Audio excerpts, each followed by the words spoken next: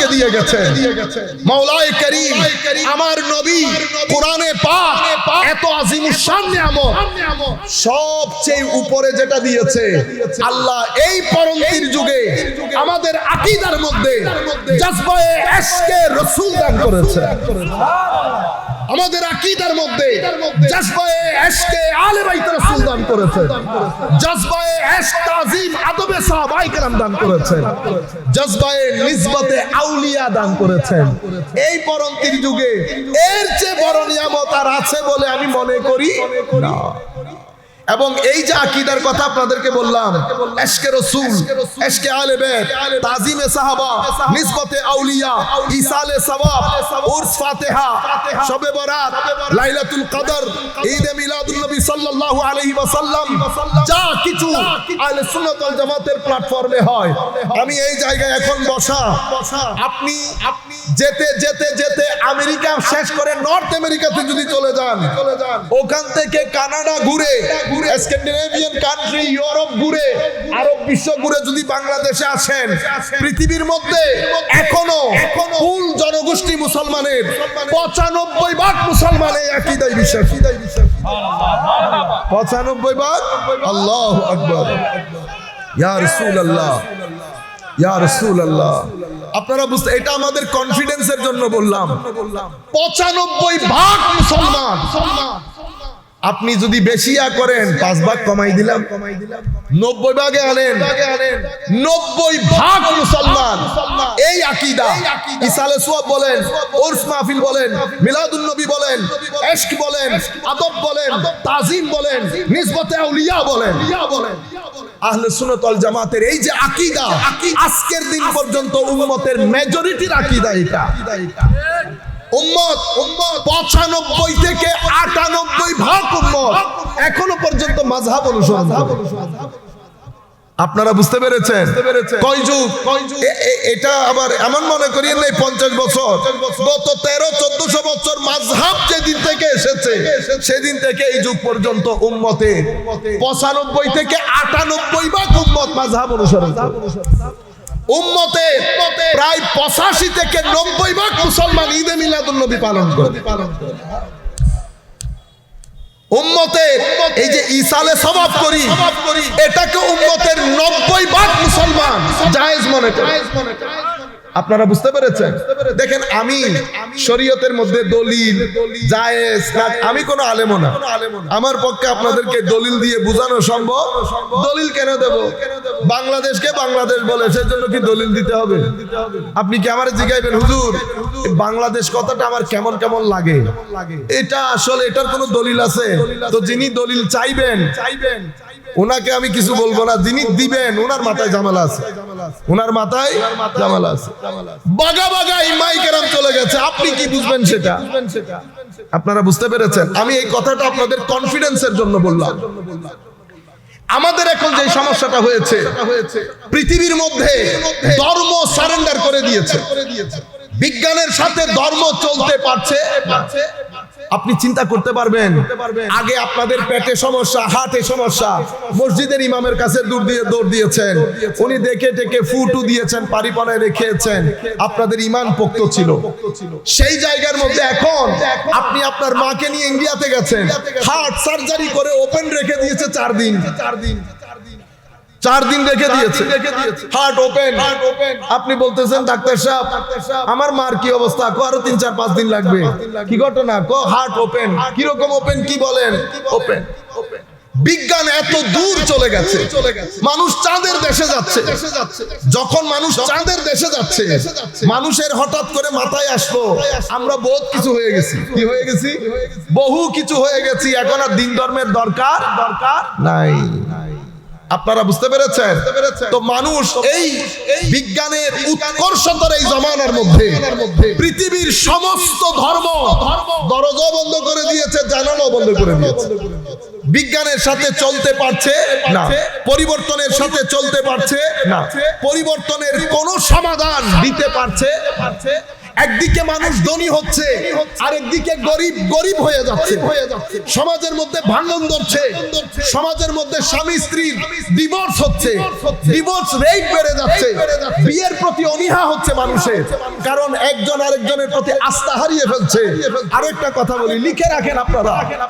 কেন বলছি এই কথাগুলো? আপনাদেরকে অ্যালার্ট করার জন্য। হেসে খেলে আসলাম, হেসে খেলে চলে গেলাম, এরকম হলে হবে না। যুবকের উপর বাংলাদেশের ভবিষ্যৎ নির্ভর করছে। মনে রাখবেন, এই দেশ দারুণ একটা দেশ। এই দেশকে অস্থির করার জন্য ষড়যন্ত্রের কোনো শেষ নাই। বিশ্বাস করেন, আমরা যদি 7 দিনের জন্য ভালো হয়ে যায়, ভালো মানে কি? আজকে থেকে মানুষ ঠকাবো না, আজকে থেকে অভদ্র হব না, অধৈর্য হব না, সহনশীল হব, ভদ্র হব, নম্র হব, জুলুম করব না, মিথ্যা বলবো না, ঠকাবো না। 7 দিনের মধ্যে এই দেশ সোনার দেশ হবে। মানুষ বাইরে থেকে এসে এখানে থাকবে। কেন বলছি? বয়স কম হলেও আল্লাহ রাব্বুল আলামিন মোটামুটি পৃথিবী দেখেছি, আমাদের দেশের মতো এরকম মহব্বতের মানুষ, কর্মঠ মানুষ, সম্পর্কের মানুষ আপনি পৃথিবীতে কদাচিৎ পাবেন। কিন্তু এই দেশ অস্থির করার জন্য ষড়যন্ত্রের কোনো অভাব নাই। আপনারা যেটা করবেন, আমি অমুক, আমি সমুক, এগুলা বলে সমাজের মধ্যে ফিতনা করবেন না। আপনার হাত তুলতে ইচ্ছে করে হাত তুলেন, আমিন জোরে বলতে ইচ্ছে করে আমিন জোরে বলেন, যা মন চাই করেন। মসজিদের মধ্যে ফিতনা ফাসাদ সৃষ্টি করবেন না। আপনি এটা মনে করিয়েন না ঈমান আমিন জোরে বলা, হাত জোরে তোলা, এটা উম্মত কালকে থেকে করা শুরু করেছে। এটা উম্মত 1400 বছর ধরে করছে, কখনো সমস্যা হয় নাই, এখন হচ্ছে। তার মানে সমস্যা হাত তোলার মধ্যে না, সমস্যা আপনার ভিতরের মধ্যে আছে। নতুবা পৃথিবীর কোথাও সমস্যা নাই।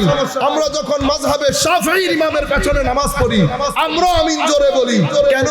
ইমামে শাফিঈর প্রতি সম্মান প্রদর্শন করার জন্য। এই ইমাম শাফিঈ আমাদের ইমামের প্রতি সম্মান প্রদর্শন করেছেন যখন ইরাকের সরহদের মধ্যে এসেছেন। সমস্যা তো হয় নাই, কিন্তু এখন সমস্যা হচ্ছে। তাহলে বোঝা যাচ্ছে সমস্যা হাত তোলা আমার মধ্যে না, আমার ভাই। সমস্যা আপনার এই জায়গার মধ্যে, আপনার এই জায়গার মধ্যে। আকাইদি সমস্যা, সমস্যা আমল জনিত নয়। আপনারা বুঝতে পেরেছেন? আমরা পুরো সমাজটাকে অস্থির করে তুলেছি। এটাও একটা ষড়যন্ত্র, যাতে মানুষ ইসলামের মধ্যে আসতে না চায়। কেন? ওই যে আপনাদেরকে বললাম না, পৃথিবী দরজা জানালা বন্ধ করে দিয়েছে, ধর্ম আর বিজ্ঞানের সাথে চলতে পারছে না। এখন পুরো পৃথিবীর চোখে একমাত্র ধর্ম ইসলাম, যেটা আমার নবী আমাদেরকে দিয়ে গেছে। যে ইসলাম পৃথিবীর যেই কোনো ভূখণ্ডে গিয়ে যেই কোনো মায়ের ছেলের চোখে চোখ রেখে কথা বলার সামর্থ্য রাখে, সেটা নাসাতে হোক, অক্সফোর্ডে হোক, ক্যামব্রিজে হোক, ঢাকা বিশ্ববিদ্যালয় হোক, শাহজালাল বিশ্ববিদ্যালয় হোক, এটা এমন একটা ধর্ম, এটাকে যদি আপনি কতটুকুন আধুনিক চিন্তা করেন, তো আপনার আধুনিকতা যেখানে গিয়ে শেষ, এই ধর্মের আধুনিকতা সেখান থেকে শুরু। আপনি আধুনিকতা দিয়ে এই ধর্মকে চ্যালেঞ্জ করতে পারবেন না। যেই কোনো সমস্যার সমাধান এই ধর্ম দিচ্ছে, যেই সমস্যার মধ্যে আপনি জর্জরিত, অস্থিরতার কোনো সমাধান আপনার হাতে নাই, অশ্লীলতা বন্ধের কোনো সমাধান আপনার হাতে নাই, ডিপ্রেশন, ফ্রাস্ট্রেশন রোধে আপনার সমাধান নাই। কিন্তু আমার কাছে আছে, আমার ধর্মের কাছে আছে। আমার ধর্ম আপনাকে ডাক দিয়ে বলছে, ইয়া আইয়ুহান নাস قد جاءتكم موعظة من ربكم وشفاء لما في الصدور। তোমাদের কাছে আল্লাহর পক্ষ থেকে উপদেশ সম্বলিত, দিল মুছ দেনে ওয়ালা, দিলকে ভেঙে দেওয়া দাতা, এমন একটা কিতাব তোমাদের কাছে এসেছে। সেই কিতাবের মধ্যে শিফাউল লিমা ফিস সুদূর, তোমাদের ভিতরের জন্য আরোগ্য রয়েছে, আরোগ্য রয়েছে। রাত দিন পড়েন সূরা ফাতিহা, সূরা ফাতিহা। বিরক্ত হয়েছেন? পৃথিবীর কেউ শুনেছেন? দূর। প্রত্যেকদিন সূরা ফাতিহা পড়তে পড়তে টায়ার্ড হয়ে গেছি, আর করব না। বলবেন কেউ? কি আজীব আমার আল্লাহর কালাম, যতবার পড়বেন মনে হবে আপনি আজকে নতুন পড়ছেন। আমরা সবাই একবার পড়ি, চোখ বন্ধ করে কালামে ইলাহি খেয়াল করে। মনে রাখবেন কোরআনে পাক যখন পড়বেন মাথায় রাখবেন আল্লাহর সুহবতের মধ্যে আপনি বসেছেন, আল্লাহর সুহবতের মধ্যে বসেছেন। এটা এখন নিয়ত করেন, মাধবপুর ভুলে যান, আমরা কালাম ইলাহি তিলাওয়াত করব আমার আল্লাহর সুহবতে বসে বসে। তাইলে ভিতরের জগৎ আলোকিত হবে, ভিতরের জগৎ আলোকিত হবে। পড়েন সবাই, বিসমিল্লাহির রহমানির রহিম, আলহামদুলিল্লাহি রাব্বিল আলামিন,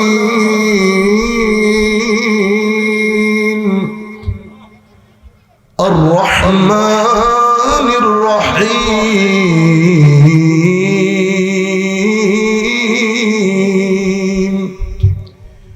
মালিকি ইয়াউমিদ্দিন,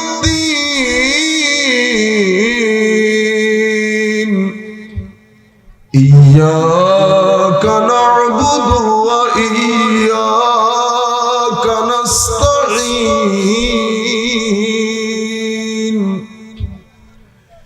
ইহদিনাস সিরাতাল মুস্তাকিম, সিরাতাল লাযীনা আন'আমতা আলাইহিম গায়রিল মাগদুবি আলাইহিম ওয়ালাদ-দাল্লিন।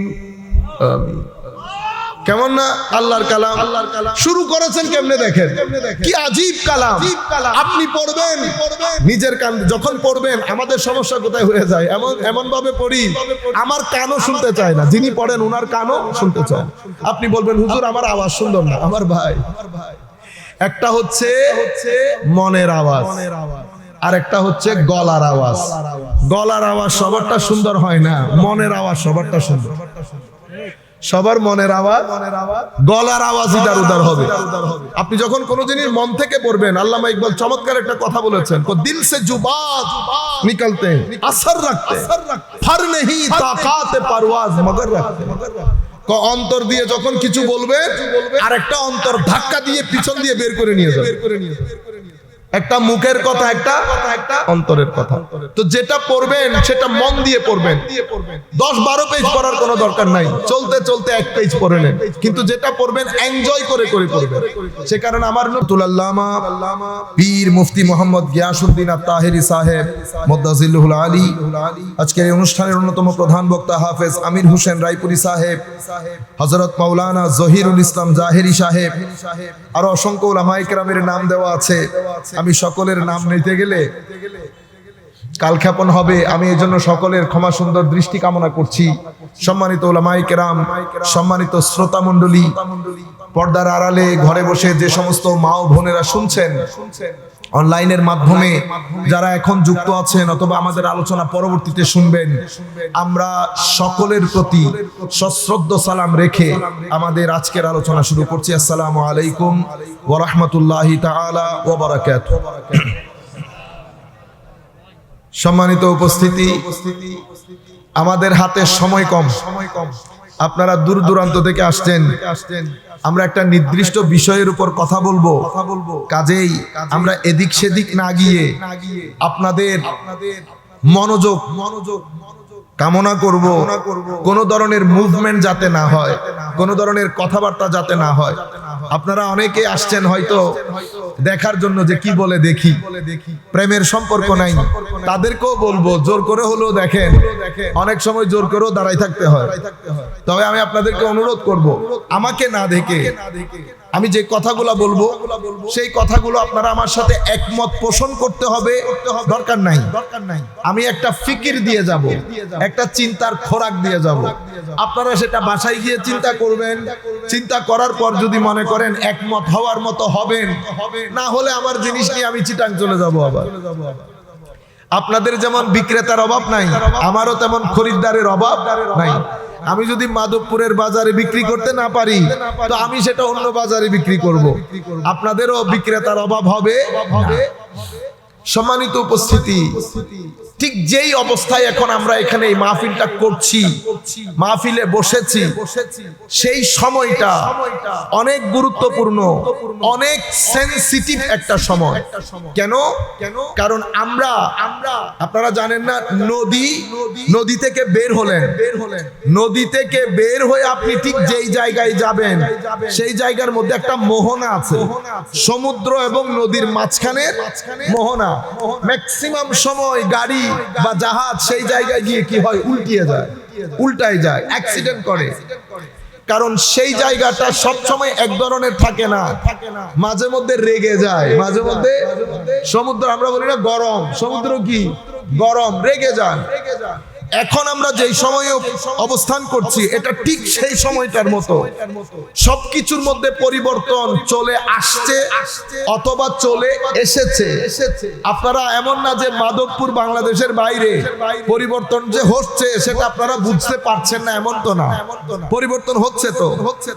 আমাদের যারা 40-45 বছর যাদের বয়স, তারাও বুঝতে পারছে যে একটা আমূল পরিবর্তন সাধন হয়েছে মানুষের চিন্তা চেতনার মধ্যে, মানুষের জীবনের মধ্যে, সামাজিক জীবনের মধ্যে, পারিবারিক জীবনের মধ্যে একটা অদ্ভুত অবিশ্বাস্য পরিবর্তন।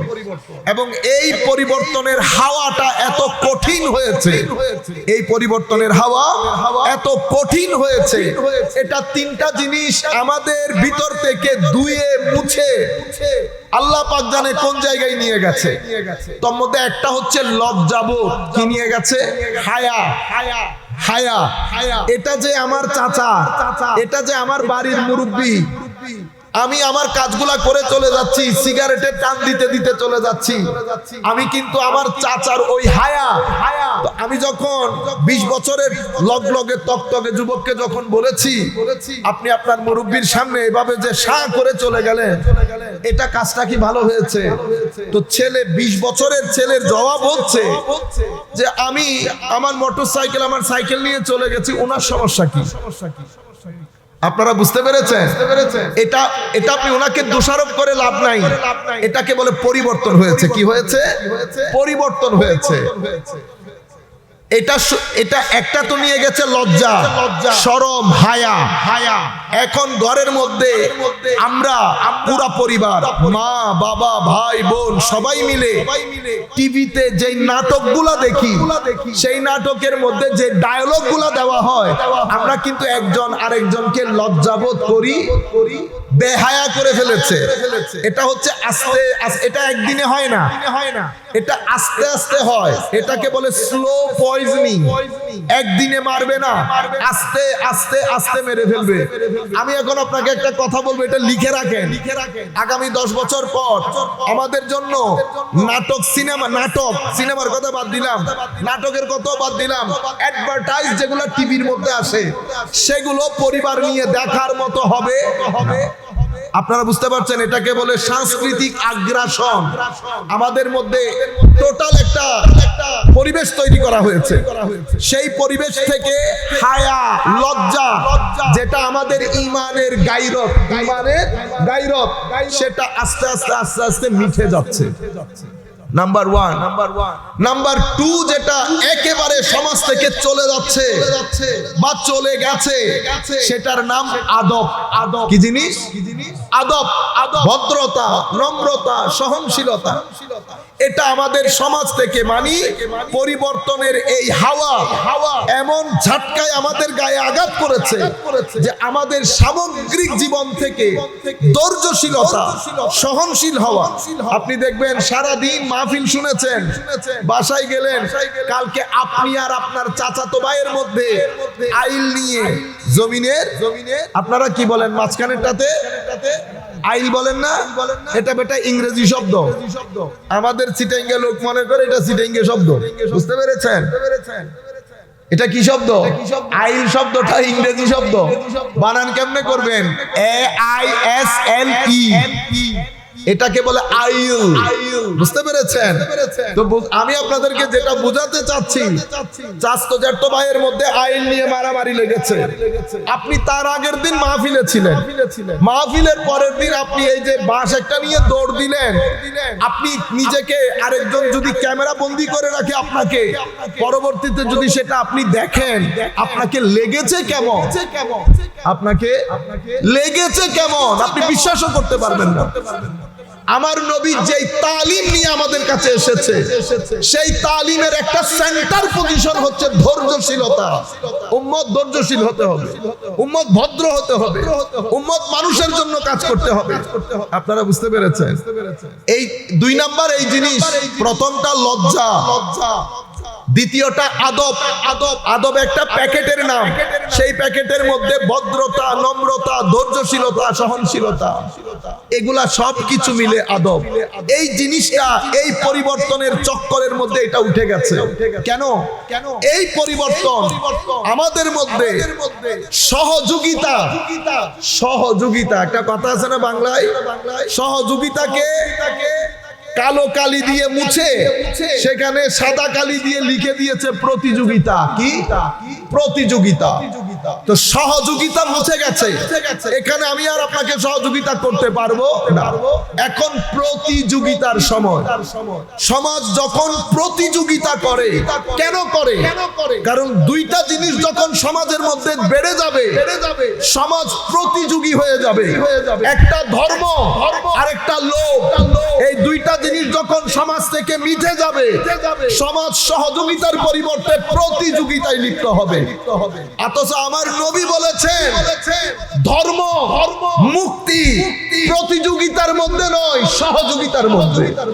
কেমন সহযোগিতা? আমার নবী বলছেন, খেয়ে তুমি ঘুমাই গেলা, তোমার প্রতিবেশীর পেটে যদি খাওয়া না থাকে তো জান্নাত মিলবে না, জান্নাত মিলবে না। কেমন প্রতিযোগিতা? এটা কি প্রতিযোগিতা করেছে না সহযোগিতা করেছে? প্রতিযোগিতা ধর্ম রেখেছে শুধু এক জায়গার মধ্যে, নামাজের প্রতিযোগিতা। মানে ভালো কাজের মধ্যে একজন আরেকজনের সাথে প্রতিযোগিতা করা।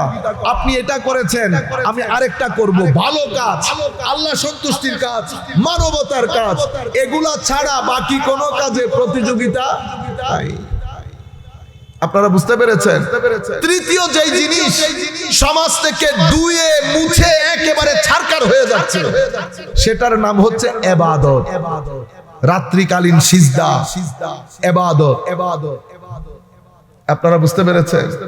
আমি মাহফিল আয়োজন করলাম, পাঞ্জে গানা নামাজ আদায় করলাম। আমি কোরআনে পাকের তিলাওয়াত ঠিক কবে শেষবার করেছি আমার মনেও নাই। কি মনে হয় আমার নবী খুশি হবেন? না।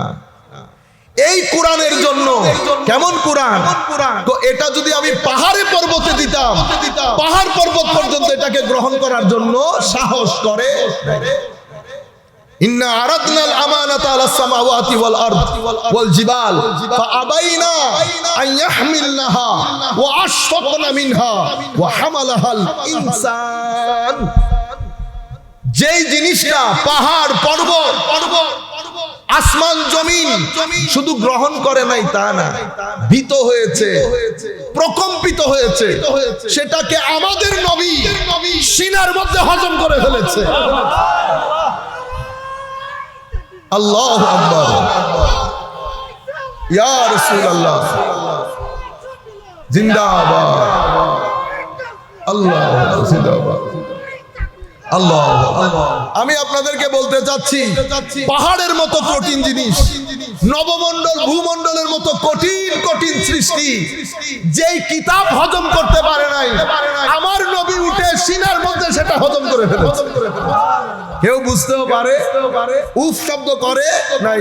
সুতরাং আপনি যেরকম আমাদের মতো মনে করছেন সেরকম আমাদের মতো না, আমরা সেটা আসতেছি একটা একটা করে।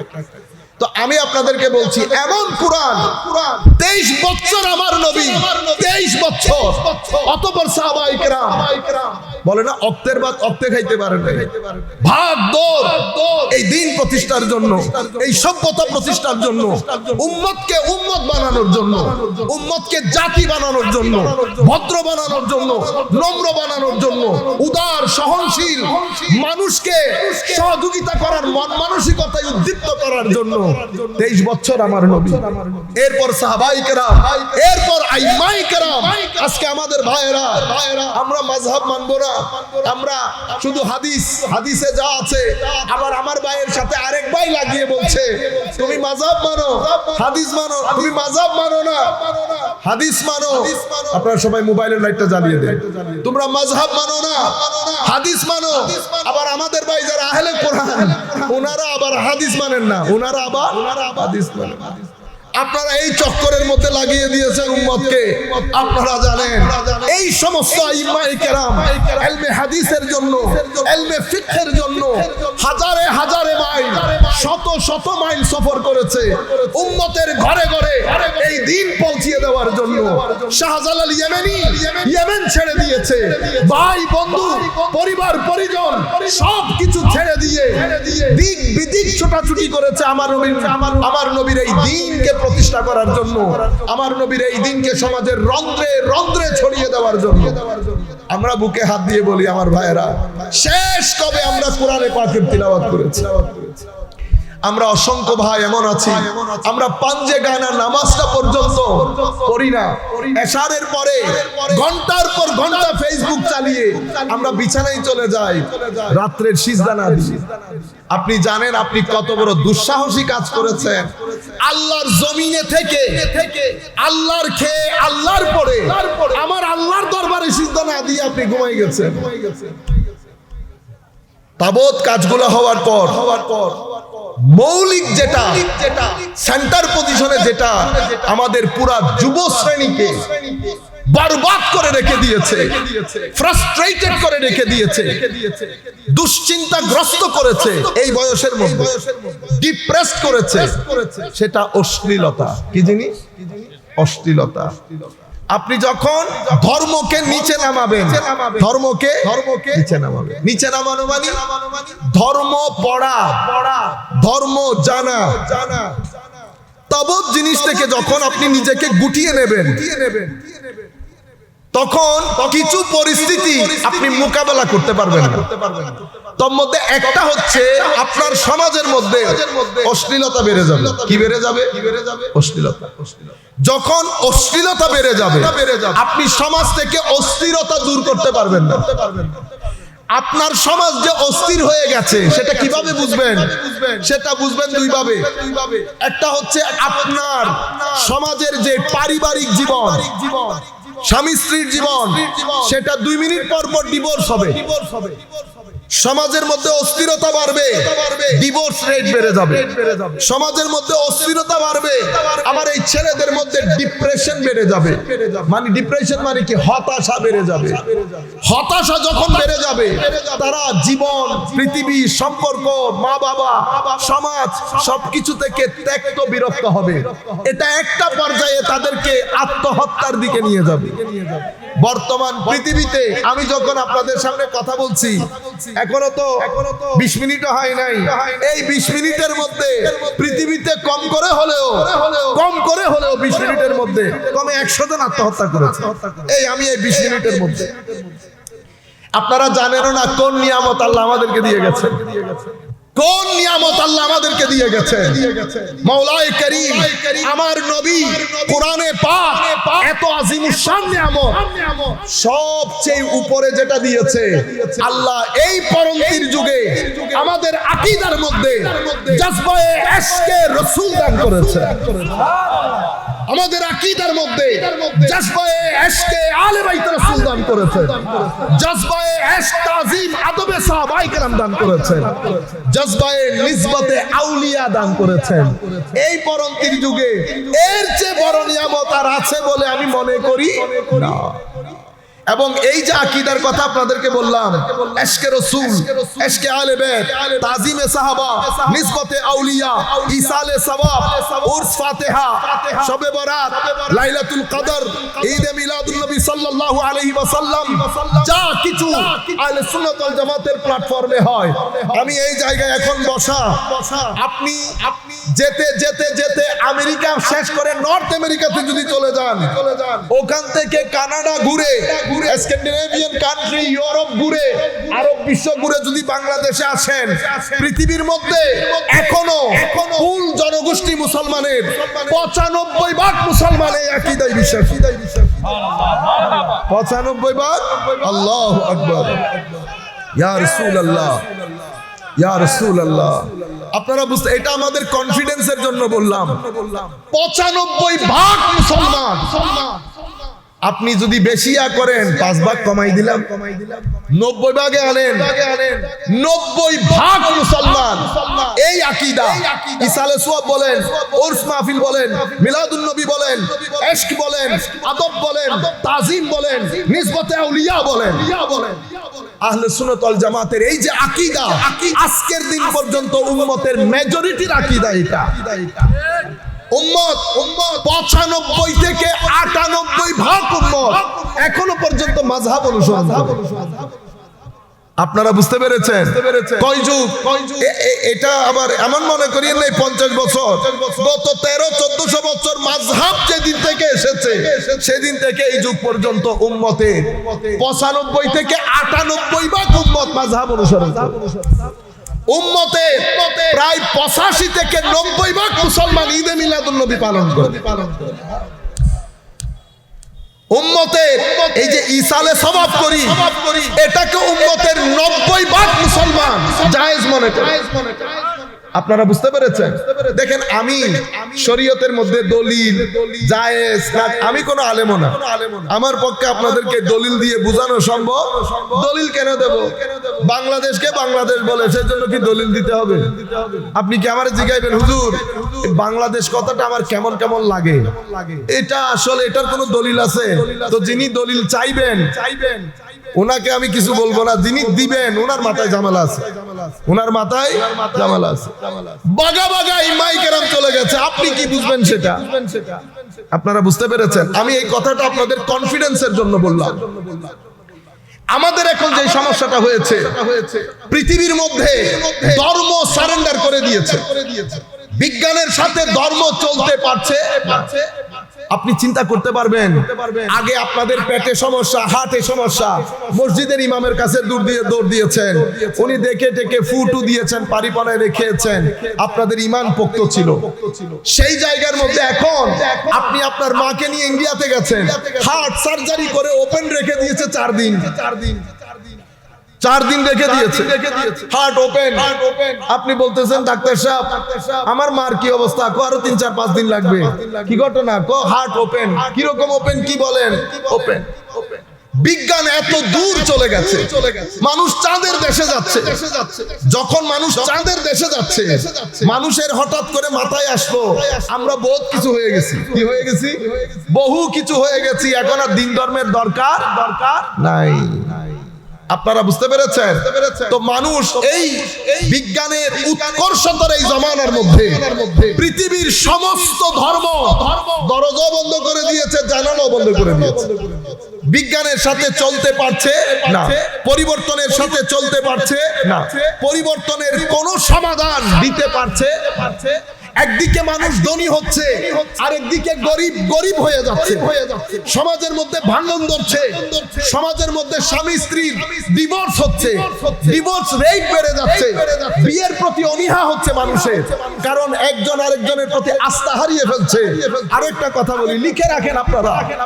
কেন বলছি এই কথাগুলা? আপনাদেরকে অ্যালার্ট করার জন্য।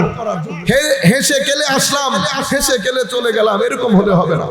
যুবকের উপর বাংলাদেশের ভবিষ্যৎ নির্ভর করছে। মনে রাখবেন, এই দেশ দারুণ একটা দেশ। এই দেশকে অস্থির করার জন্য ষড়যন্ত্রের কোনো শেষ নাই। বিশ্বাস করেন, আমরা যদি 7 দিনের জন্য ভালো হয়ে যায়, ভালো মানে কি? আজকে থেকে মানুষ ঠকাবো না, আজকে থেকে অভদ্র হব না, অধৈর্য হব না, সহনশীল হব, ভদ্র হব, নম্র হব, জুলুম করব না, মিথ্যা বলবো না, ঠকাবো না। 7 দিনের মধ্যে এই দেশ সোনার দেশ হবে। মানুষ বাইরে থেকে এসে এখানে থাকবে। কেন বলছি? বয়স কম হলেও আল্লাহ রাব্বুল আলামিন মোটামুটি পৃথিবী দেখেছি, পৃথিবী দেখেছি। আমাদের দেশের মতো এরকম মহব্বতের মানুষ, কর্মঠ মানুষ, সম্পর্কের মানুষ আপনি পৃথিবীতে কদাচিৎ পাবেন। কিন্তু এই দেশ অস্থির করার জন্য ষড়যন্ত্রের কোনো অভাব নাই। আপনারা যেটা করবেন, আমি অমুক, আমি সমুক, এগুলা বলে সমাজের মধ্যে ফিতনা করবেন না। আপনার হাত তুলতে ইচ্ছে করে হাত তুলেন, আমিন জোরে বলতে ইচ্ছে করে আমিন জোরে বলেন, যা মন চাই করেন। মসজিদের মধ্যে ফিতনা ফাসাদ সৃষ্টি করবেন না। আপনি এটা মনে করিয়েন না ঈমান আমিন জোরে বলা, হাত জোরে তোলা এটা উম্মত কালকে থেকে করা শুরু করেছে। এটা উম্মত 1400 বছর ধরে করছে, কখনো সমস্যা হয় নাই, এখন হচ্ছে। তার মানে সমস্যা হাত তোলার মধ্যে না, সমস্যা আপনার ভিতরের মধ্যে আছে। নতুবা পৃথিবীর কোথাও সমস্যা নাই। আমরা যখন মাযহাবে শাফিঈর ইমামের পেছনে নামাজ পড়ি, আমরা আমিন জোরে বলি। কেন? ইমামে শাফিঈর প্রতি সম্মান প্রদর্শন করার জন্য। এই ইমাম শাফিঈ আমাদের ইমামের প্রতি সম্মান প্রদর্শন করেছেন যখন ইরাকের সরহদের মধ্যে এসেছেন। সমস্যা তো হয় নাই, কিন্তু এখন সমস্যা হচ্ছে। তাহলে বোঝা যাচ্ছে সমস্যা হাত তোলা আমার মধ্যে না, আমার ভাই। সমস্যা আপনার এই জায়গার মধ্যে, আপনার এই জায়গার মধ্যে আকাইদি সমস্যা, সমস্যা আমল জনিত নয়। আপনারা বুঝতে পেরেছেন? আমরা পুরো সমাজটাকে অস্থির করে তুলেছি। এটাও একটা ষড়যন্ত্র, যাতে মানুষ ইসলামের মধ্যে আসতে না চায়। কেন? ওই যে আপনাদেরকে বললাম না, পৃথিবী দরজা জানালা বন্ধ করে দিয়েছে, ধর্ম আর বিজ্ঞানের সাথে চলতে পারছে না। এখন পুরো পৃথিবীর চোখে একমাত্র ধর্ম ইসলাম, যেটা আমার নবী আমাদেরকে দিয়ে গেছে। যে ইসলাম পৃথিবীর যেই কোনো ভূখণ্ডে গিয়ে যেই কোনো মায়ের ছেলের চোখে চোখ রেখে কথা বলার সামর্থ্য রাখে, সেটা নাসাতে হোক, অক্সফোর্ডে হোক, ক্যামব্রিজে হোক, ঢাকা বিশ্ববিদ্যালয় হোক, শাহজালাল বিশ্ববিদ্যালয় হোক, এটা এমন একটা ধর্ম, এটাকে যদি আপনি কতটুকুন আধুনিক চিন্তা করেন, তো আপনার আধুনিকতা যেখানে গিয়ে শেষ, এই ধর্মের আধুনিকতা সেখান থেকে শুরু। আপনি আধুনিকতা দিয়ে এই ধর্মকে চ্যালেঞ্জ করতে পারবেন না। যেই কোনো সমস্যার সমাধান এই ধর্ম দিচ্ছে। যেই সমস্যার মধ্যে আপনি জর্জরিত, অস্থিরতার কোনো সমাধান আপনার হাতে নাই, অশ্লীলতা বন্ধের কোনো সমাধান আপনার হাতে নাই, ডিপ্রেশন, ফ্রাস্ট্রেশন রোধে আপনার সমাধান নাই। কিন্তু আমার কাছে আছে, আমার ধর্মের কাছে আছে। আমার ধর্ম আপনাকে ডাক দিয়ে বলছে, ইয়া আইয়ুহান নাস قد جاءتكم موعظة من ربكم وشفاء لما في الصدور। তোমাদের কাছে আল্লাহর পক্ষ থেকে উপদেশ সম্বলিত, দিল মুছ দেনে ওয়ালা, দিলকে ভেঙে দেওয়া দাতা এমন একটা কিতাব তোমাদের কাছে এসেছে। সেই কিতাবের মধ্যে শিফাউল লিমা ফিস সুদূর, তোমাদের ভিতরের জন্য আরোগ্য রয়েছে, আরোগ্য রয়েছে। রাত দিন পড়েন সূরা ফাতিহা, সূরা ফাতিহা। বিরক্ত হয়েছেন? পৃথিবীর কেউ শুনেছেন? দূর। প্রত্যেকদিন সূরা ফাতিহা পড়তে পড়তে টায়ার্ড হয়ে গেছি, আর করব না। বলবেন কেউ? কি আজীব আমার আল্লাহর কালাম, যতবার পড়বেন মনে হবে আপনি আজকে নতুন পড়ছেন। আমরা সবাই একবার করি, চোখ বন্ধ করে কালামে ইলাহি খেয়াল করে মনে রাখবেন। কোরআনে পাক যখন পড়বেন মাথায় রাখবেন আল্লাহর সুহবতের মধ্যে আপনি বসেছেন, আল্লাহর সুহবতের মধ্যে বসেছেন। এটা এখন নিয়ত করেন, মাধবপুর ভুলে যান, আমরা কালামে ইলাহি তিলাওয়াত করব আমার আল্লাহর সুহবতে বসে বসে। তাইলে ভিতরের জগৎ আলোকিত হবে, ভিতরের জগৎ আলোকিত হবে। পড়েন সবাই, বিসমিল্লাহির রহমানির রহিম,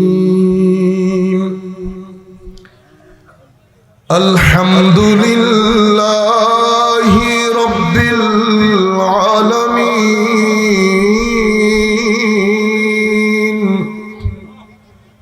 আর রহমানির রহিম,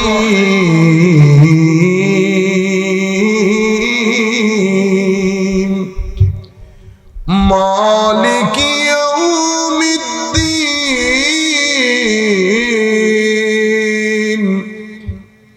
ইয়্যাকা না'বুদু ওয়া ইয়্যাকা নাস্তাঈন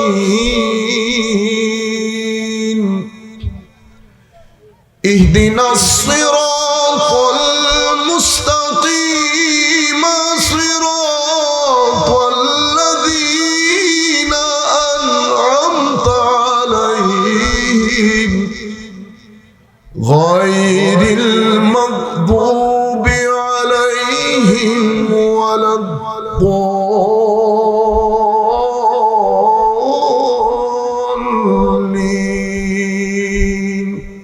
আমিন। কেমন না আল্লাহর কালাম? শুরু করেছেন কেমনে দেখেন, কি আজীব কালাম। আপনি পড়বেন, নিজের কান যখন পড়বেন, আমাদের সমস্যা কোথায় হয়ে যায়, এমন ভাবে পড়ি আমার কানও শুনতে চায় না, যিনি পড়েন ওনার কানও শুনতে চায়।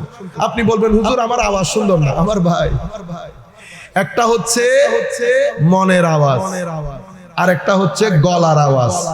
গলার আওয়াজ সবারটা সুন্দর হয় না, মনের আওয়াজ সবারটা সুন্দর। সবার মনের আওয়াজ, গলার আওয়াজ ইদার উদার হবে। আপনি যখন কোন জিনিস মন থেকে পড়বেন, আল্লামা ইকবাল চমৎকার একটা কথা বলেছেন, দিল সে জুবাত নিকলতে আসর রাখতে ফর নেহি তাকাতে পারওয়াজ মগর রাখতে। অন্তর দিয়ে যখন কিছু বলবে, আর একটা অন্তর ধাক্কা দিয়ে পিছন দিয়ে বের করে নিয়ে যাবে। একটা মুখের কথা, একটা অন্তরের কথা। তো যেটা পড়বেন সেটা মন দিয়ে পড়বেন। 10-12 পেজ পড়ার কোনো দরকার নাই, চলতে চলতে 1 পেজ পড়ে নেন, কিন্তু যেটা পড়বেন এনজয় করে পড়বেন। সে কারণে আমার